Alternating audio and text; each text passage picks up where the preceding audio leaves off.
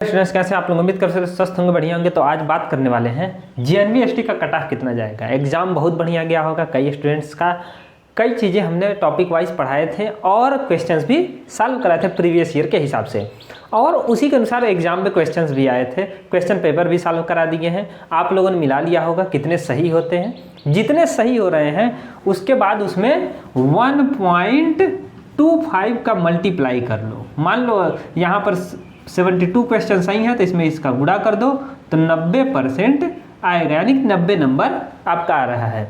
तो उसी के हिसाब से यहाँ पर हमने कट ऑफ भी बनाया है कि इतना जा सकता है, लेकिन कोई भी एक्यूरेट कट ऑफ नहीं बता सकता। ठीक, चाहे हम रहें चाहे कोई भी रहे, एकदम सही कितना नंबर पे सिलेक्शन होगा ये कोई नहीं बता सकता, क्योंकि ये कई फैक्टर्स पर डिपेंड करता है। जैसे कि कितने फॉर्म भरे गए थे, है ना, नंबर ऑफ फॉर्म्स, तो कितने फॉर्म्स भरे गए थे उस पर डिपेंड करता है। डिस्ट्रिक्ट वाइज वो भी, यानी कि हर जिले का अलग अलग कट ऑफ जा सकता है। ज़्यादा बच्चे फॉर्म भरे थे, जैसे मान लेते हैं कहीं पे, मान लेते हैं गोरखपुर है ना, जीकेपी गोरखपुर ज़िले में यहाँ पर 12 से 13 हज़ार तक फॉर्म भरे गए। ठीक, 12 से 13 हज़ार तक अगर इतने फॉर्म भरे जाएंगे तो कट ऑफ जाहिर सी बात है हाई जाएगा, क्योंकि सिलेक्शन करना है 80 सीटों पर ही, 80 स्टूडेंट्स का सिलेक्शन करना है। यहाँ लिखे हुए हैं कि टोटल 80 सीट्स हैं, तो इसीलिए यहाँ का कट ऑफ हाई जाएगा, क्योंकि ज़्यादा बच्चों में से कम को चुनना है 80 को, तो ज़्यादा लोगों को छांटना पड़ेगा, तो कट ऑफ ज़्यादा जाएगा। तो और दूसरा चीज़ आ जाता है यहाँ पर मेरिट का। जब मेरिट बनेगा तो जो हम नंबर लिखे हैं ये भी यहाँ पर फेल हो जाएगा, लेकिन ये लगभग एग्जैक्ट नहीं है, लेकिन उसके करीब करीब है, इतने पर हो सकता है। लेकिन जब तक रिजल्ट ना आ जाए तब तक कुछ भी कहा नहीं जा सकता है। तो आप लोगों को रिजल्ट का इंतज़ार करना है और इंतज़ार में बैठे नहीं रहना है। आगे जो है ना चीज़ें क्लास 6 में या क्लास 7 में जो काम देती हैं वे मैथ्स भी हम आगे पढ़ाएंगे। ठीक, तो इसीलिए बने रहिए।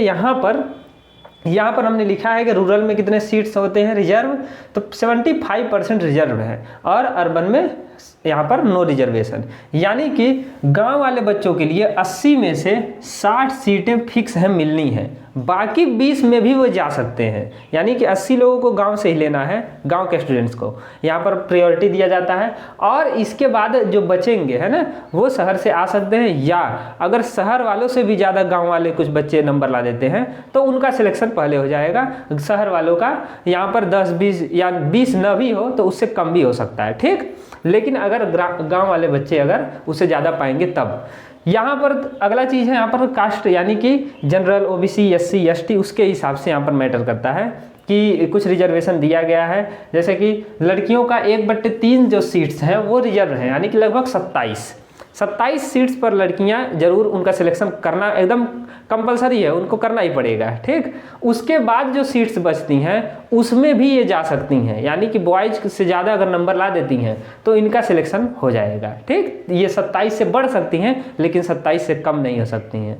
तो इसमें बहुत ज़्यादा सोचेंगे तो कन्फ्यूजन हो जाएगा। लेकिन यहाँ देखो, मेन इंपॉर्टेंट चीज़ है कि रिजल्ट आएगा तभी पता चलेगा। यहाँ पर नहीं तो अनुमान लगा सकते हो, थोड़ा थोड़ा हमने लिखा है कि इतने के करीब नंबर आ सकते हैं, तो कुछ चांसेस हैं। ठीक, तो 90% या 95% कर सकते हैं कि आपके चांसेस है सिलेक्शन हो जाएगा, अगर इतने में मार्क्स आते हैं तब। जैसे कोई जनरल से है तो 93+ मार्क्स पाता है, और ग्रामीण है यानी कि गांव से बिलोंग करता है, लड़का है तो उसका हो सकता है। ठीक, 90 से अधिक पाता है, लड़की है तो हो सकता है कि उसका सिलेक्शन हो जाए। ऐसे ही ओबीसी में 90 से ऊपर है, बॉयज़ है तो गांव से बिलोंग करता है तो हो सकता है इसका सिलेक्शन हो जाए, और 87 से ऊपर है गर्ल्स में तो ऐसे भी।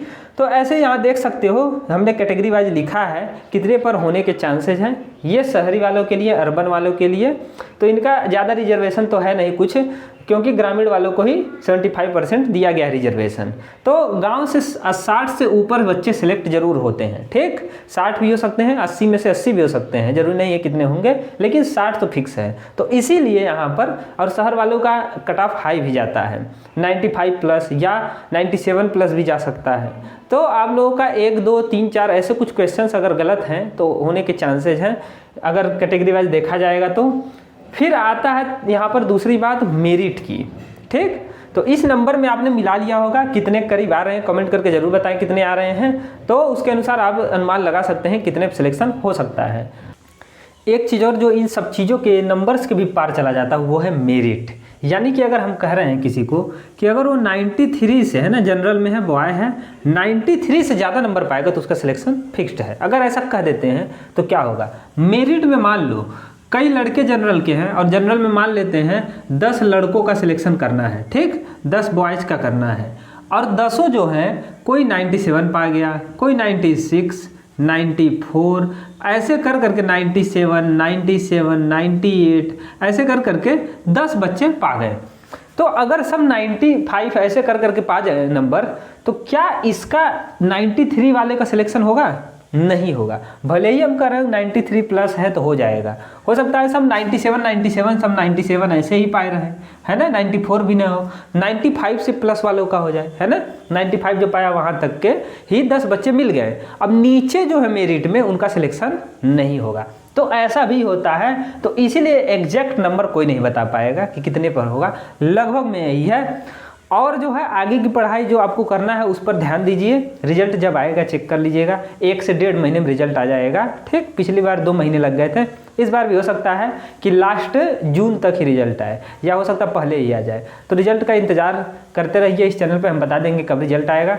तो और आगे की पढ़ाई हम कराएंगे, कई टॉपिक्स हमने चुने हैं, जैसे कि माइनस वाले का है ना, इसका पावर में कुछ है, या -3/4 है ना, इसमें ज़्यादातर गड़बड़ी करते हैं और पावर भी माइनस में है।